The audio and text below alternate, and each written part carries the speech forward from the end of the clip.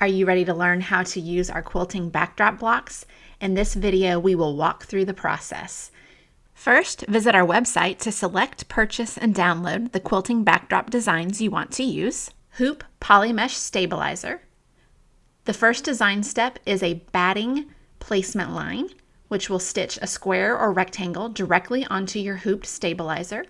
Lay batting down over that line, and the second design step is the tack down step that will secure the batting to the background. Trim it out neatly, making sure not to cut into your stitches. Then we will tack down the fabric. Your background fabric should be cut about 2 inches larger than the block size so that you have plenty of seam allowance on all 4 sides of the block.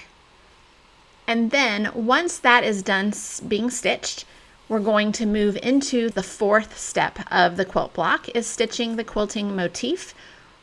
You can choose a contrasting thread like you see here so that the motif really stands out. Alternatively, if you're using a geometric pattern, you may choose a coordinating thread color to your background fabric so that it doesn't stand out as much and allows your design to pop.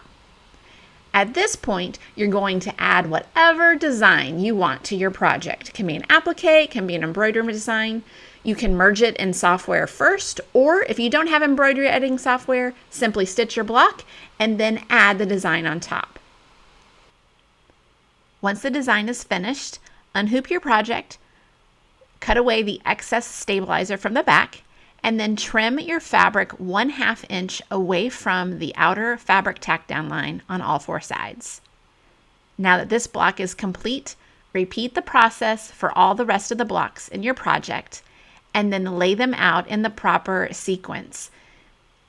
First in rows, making sure that the orientation of the quilting pattern is correct. Now we need to pin our blocks together. We will do this by pinning through the outer corner of the fabric tack down line on both blocks, making sure that right sides are together and we're pinning directly into those corners. And while those corners are pinned, we will now pin along the seam line in several places. And the number of pins you use will depend upon the size of the block you have. You may also prefer to use clips instead of pins. We're going to sew along this seam line. At your machine, you will want to make sure your needle is directly between the fabric tack down line and the batting tack down line. If you sew right in between those 2 lines, that will ensure that the fabric tack down line does not appear on the front side of your block. Also, piecing the blocks by sewing in between these 2 lines will ensure that all the blocks in your project will fit together perfectly.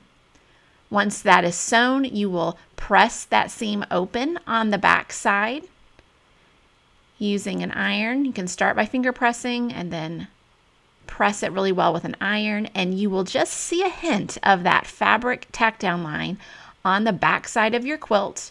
When you flip it over, you won't see any of those straight lines. All the edge runs will be hidden in your seam. Give it a good final press and then continue the process. Once your whole quilt top is finished, you will lay it down on top of your backing, making sure it extends 2 inches on all sides.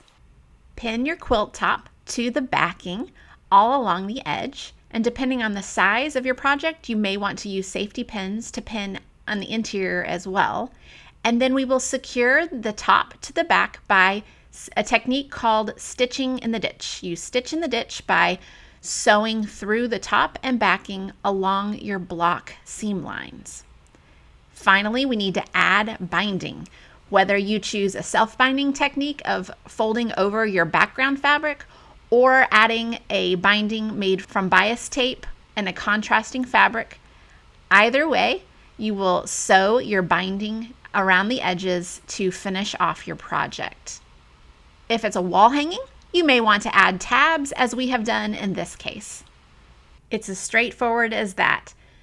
Pick your blocks, add a design, sew them together, and add your backing. We cannot wait to see what projects you make with our quilting backdrops.